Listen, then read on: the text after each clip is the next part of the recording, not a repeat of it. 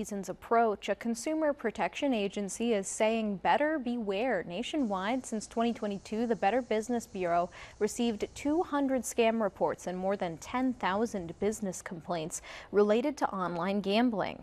Jessica Tharp with the Central Illinois branch says many users are losing out on thousands of dollars because with some overseas platforms, there's not a lot of specific regulations. She also says many bettors are left without a resolution because many websites use cryptocurrency. And some red flags might include sweepstake-style games and tempting ads without details. Some of the common things we see in the deceptive online betting platforms are big promises, indicating there's little to no risk or some kind of guarantee about your bet. Those are totally false because gambling is a huge risk.